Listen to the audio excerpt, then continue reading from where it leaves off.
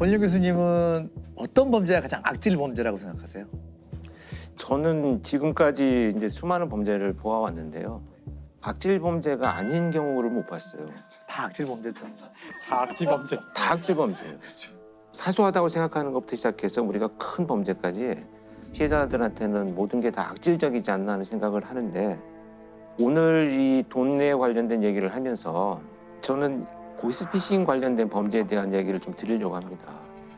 보이스피싱 그러면 이미 너무나 많은 이미 홍보도 되고 있고 많은 방송에서도 조심하십시오라고 영화도 하고 엄청 나오고. 네. 2017년부터 21년까지 5년간 피해 금액이 밝혀진 것만 2조 7천억이에요. 2조요? 네, 2조가 넘어요. 그러니까 5년간 2조. 2020년 한 해만 7천억입니다. 그러니까 이게 잡힌 것만 지금 얘기하는 거잖아요. 확인된 것만. 기업이네요, 기업. 갈수록 수법이 교묘해지는 보이스피싱 피해는 최근 5년 사이 4배 이상 늘었습니다. 정부가 보이스피싱을 민생 침해 범죄로 보고 강력 대응하겠다고 나섰지만 피해 금액은 계속 늘고 있습니다. 2017년부턴 매년 최대 기록을 쓰더니 지난해 사상 최대치인 7천억 원에 달했습니다. 지난 한 해 발생한 보이스피싱 범죄는 메신저 피싱까지 더해서 4만 4천여 건. 하루 121명, 12분마다 한 명이 당하고 있는 셈입니다. 저는 오래되긴 했습니다만 이것도 저도 경험이 있어요. 그 SNS들의 메신저가 막 시작될 때 새벽에 갑자기 문자가 왔어요. 한 30만 원 정도만 급하게 빌려달라. 근데 이 친구는 굉장히 좋은 회사에 다니는 학교 동창이었었는데 저는 현직에 있으니까 야, 내가 현직에 있는 경찰관이 무슨 30만 원이 새벽에 갑자기 어딨냐 라고 답변을 제가 보냈어요. 누르는 순간 이게 뭔가 잘못됐구나. 그래서 이놈을 체포해야 되겠다. 감히 나를? 이놈, 모르는 번호로 온 거예요? 아니요, 계정 메신저로 온 거죠. 그게 해킹이 됐던. 해킹이 된 건데 그걸 어떻게 하냐면 이 범죄자들이 오랫동안 쓰지 않는 사람 것을 찾아요. 그래서 본인은 모르는 거예요. 내 걸로 전송이 됐는지조차도 모르는 거의 거예요. 안 쓰니까 모르는 거죠. 잘 안 쓰니까. 어쨌든 그런 경험이 있는데 누구라도 소액이기 때문에 보내주는 이런 피해액이 7천억이라면 어마어마한 피해자가 있다는 거거든요.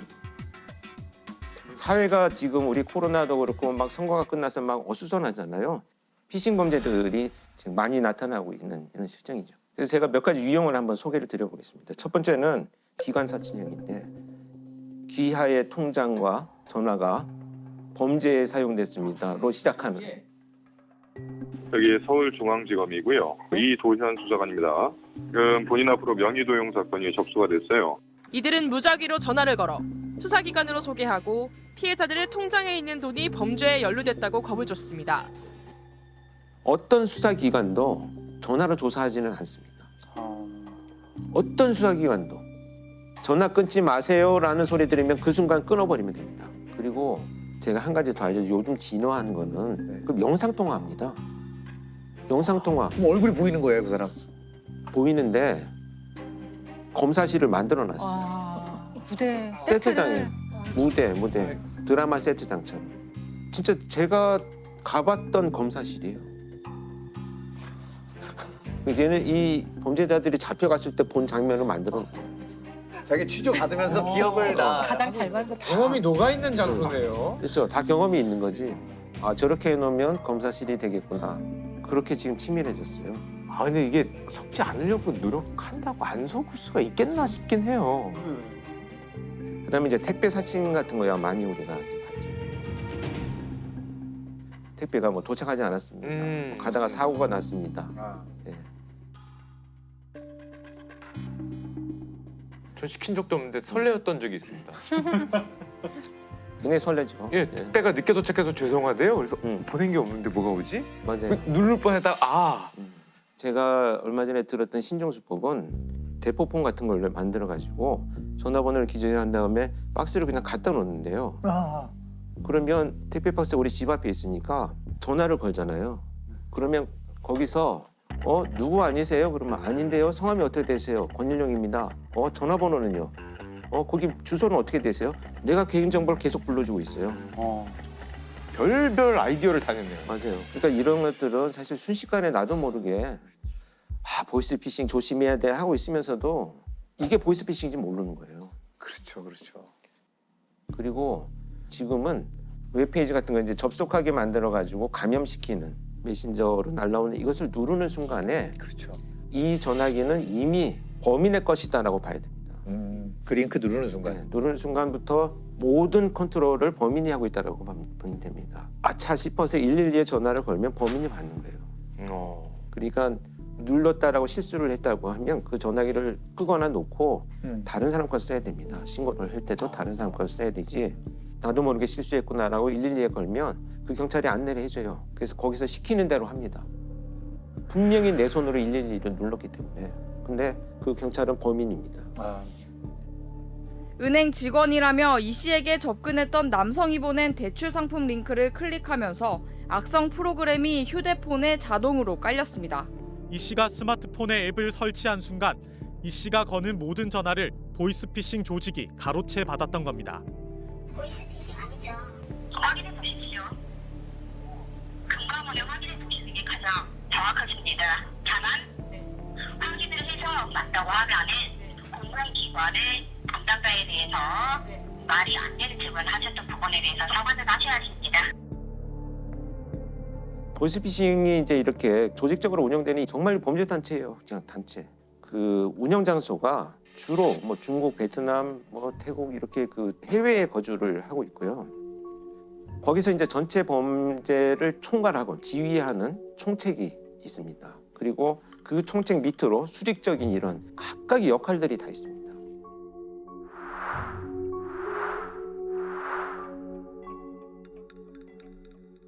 대표적인 게 뭐 그런 겁니다.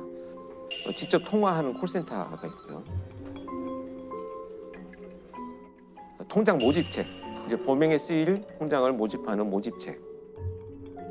돈이 들어오면 이제 인출하는 인출책. 그렇게 해서 수거한 돈을 환전해서 또 외국에 있는 총책한테 보내는 환전책.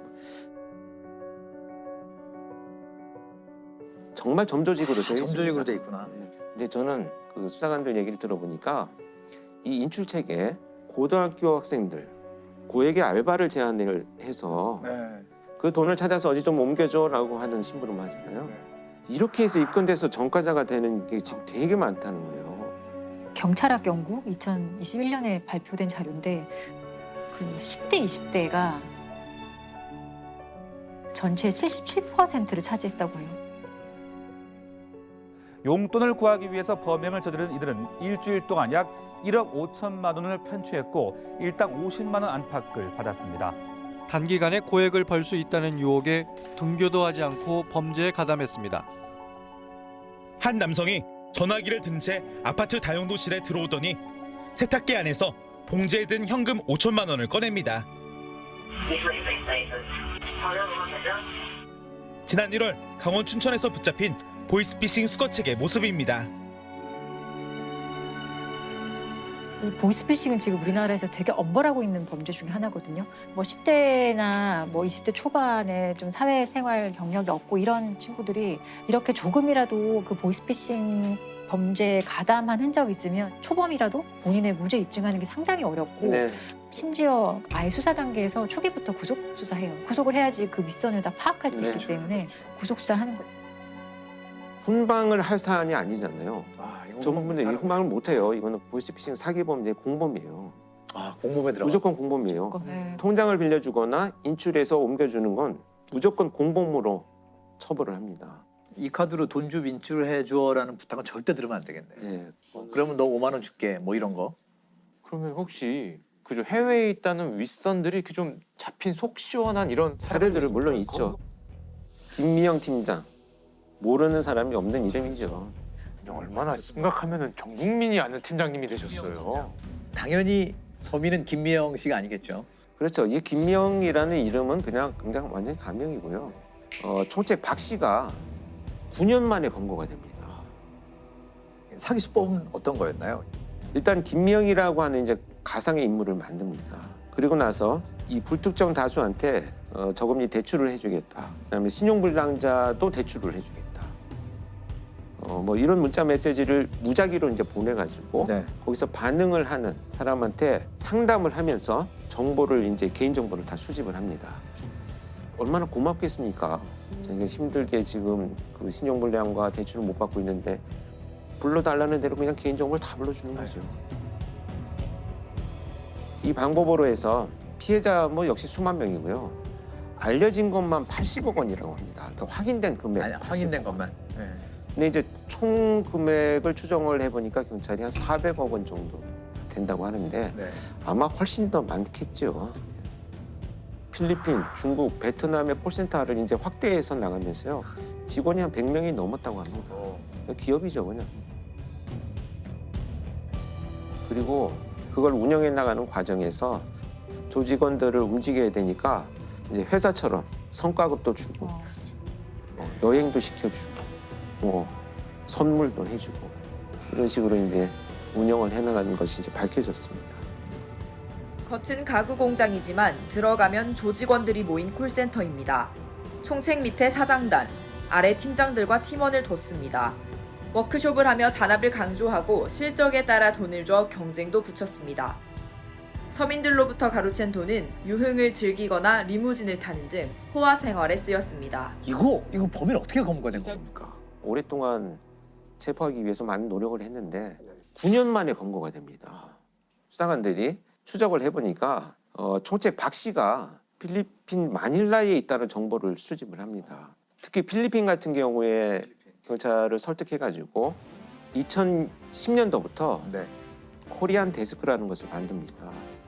이 코리안 데스크는 경찰이 이제 수사를 같이 공조할 수 있는 요원들을 아예 거기다 상주시키는 시스템이에요. 그 외국에서 계신 한국 경찰이 있는 거죠. 한국 관련 사건을 한국인과 관련된 우리 한국인과 관련된 여러 사건들을 하는데 거기서 이제 상주를 하다 보니까 실정이나 상황을 잘 알기 때문에 정보원 활용이 굉장히 높아요. 그래서 결국은 한 소도시에 숨어서 은거를 하고 있던 총책 박 씨를 체포를 하는데 이자가 누구였었냐 하면 모 경찰서에서 이 보이스피싱을 담당해서 수사하던 경찰관 출신이에요.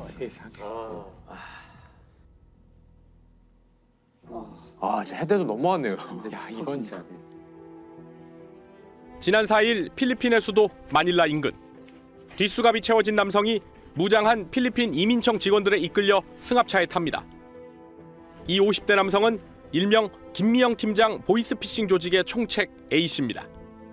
A씨는 과거 한국에서 사이버 수사팀 근무 이력이 있는 경찰 출신 인물로 해임 뒤 범행을 시작한 것으로 전해졌습니다. 사이버 수사대 같은 데서 근무하면서 그 수사를 잘해가지고 체포를 많이 하다 보니까 또 특별 승진까지 했던 경력이 있어요.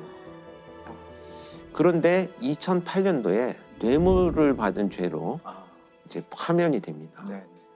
그 길로 이 박 씨는 보이스피싱 범죄를 저지르는 계획을 세우게 되죠.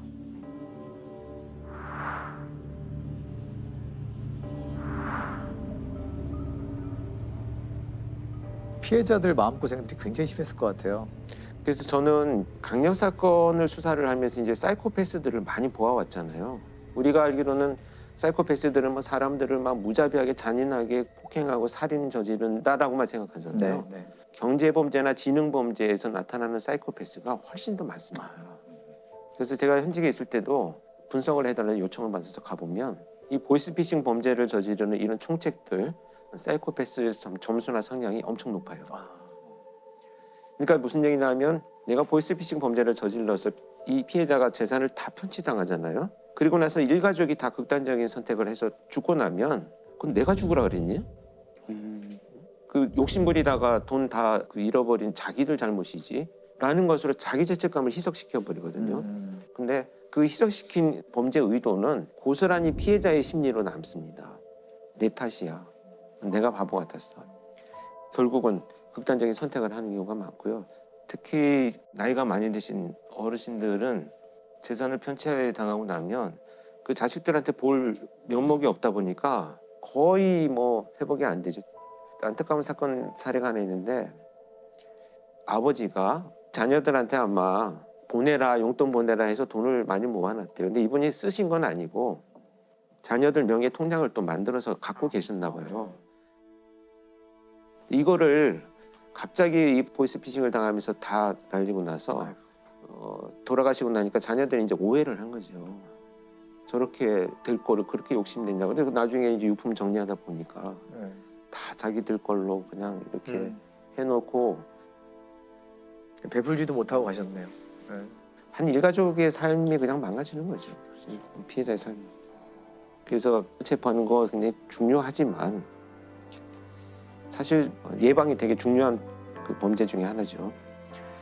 이런 상황에 처한 피해자를 야 이거 그것도 좀 바보같이 당하냐 이런 말을 하지 않는 게 굉장히 중요하다는 우리의 얘기가 그분들은 또 한 번 큰 상처를 줄 수 있고 그렇기 때문에 그걸 조심해야 될 것 같아요. 누구나 할 수 있는 거죠 사실. 이거 아차하면 누르는 거죠 이게. 그러니까 늘 우리가 알쓸범죄에서 얘기했듯이 비난받고 처벌받아야 될 것은 가해자이지. 그렇죠. 그렇죠. 피해자는 누구라도 될 수 있습니다.